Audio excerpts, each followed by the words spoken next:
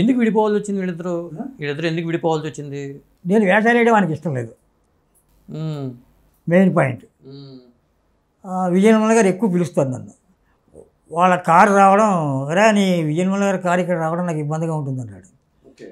అదేంటంటే మరి నేను మీ అవుట్ హౌస్లో ఉంటాను, నా కోసం వస్తారంటే, నీ కోసం వస్తున్నట్టుగా ఉండదు, చూసేవాడికి నా కోసం వస్తున్నా, నేనేదో యాక్ట్ చేస్తున్నట్టుగా అనిపిస్తుంది, కొంచెం ఆలోచించుకో అంటే బయటికి వెళ్ళిపోతాను అన్నాను. అదే 2 రోజులు ఆలోచించుకుని వెళ్ళకలే. నువ్వు విజయనిర్మల పెళ్ళి అయింది అప్పటికి? నాకు పెళ్ళి 12 అయింది. 12 అయింది అంటే ఫ్యామిలీ కాకినాడలో ఉండేవాళ్ళ?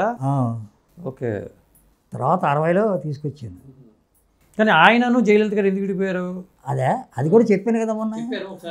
ఆవిడ రాజకీయాల్లోకి వెళ్తుంది, మరి రాజకీయాల్లోకి వెళ్తే ఈయన వెనకాల బాస్ అంటూ ఉండాలి కదా. ఓకే.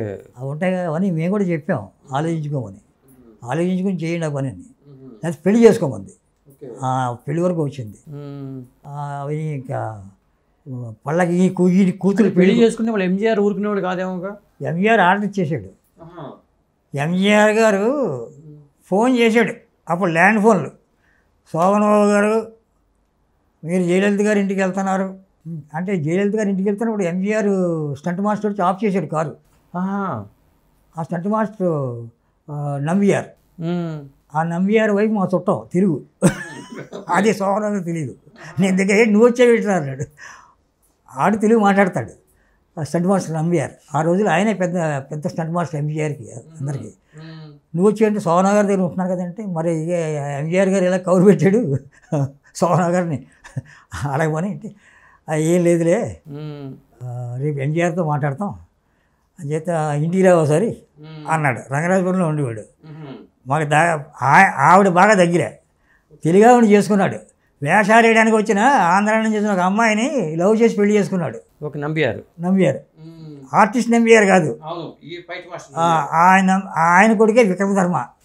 ఆయన కొడుకేనా? ఆయన కొడుకు చచ్చిపోయాడు. రంగరాజపురంలో ఉంటారు, ఇల్లు ఉంది, ఆ చనువు ఉంది కదా. మొన్నాడు ఎంజీఆర్తో ఫోన్ చేసి మాట్లాడాడు. అప్పుడు లైన్ క్లియర్ అయ్యి, ఎంజీఆర్ గారు మీరు ఎక్కడున్నా సెటిల్ చేస్తాను, మ్యారేజ్ చేసుకుంటే నాకు అభ్యంతరం లేదు, మీరు మ్యారేజ్ చేసుకోవచ్చు, ఆవిడ మ్యారేజ్ కావాలి కదా, అలా వెళ్ళి ఆవిడ జీవితాన్ని పాడు చేయకూడదు కదా, ఈ టైప్లో ఏదో చెప్పాడు. చెప్పేప్పటికి నాకు ఆడపిల్లలు ఉన్నారండి, నేను పెద్ద కుటుంబంలో పుట్టాను, అది తగదు, నేను మానుకుంటాను, రాబోయిపోతాను అనే విషయంలో చెప్పాడు.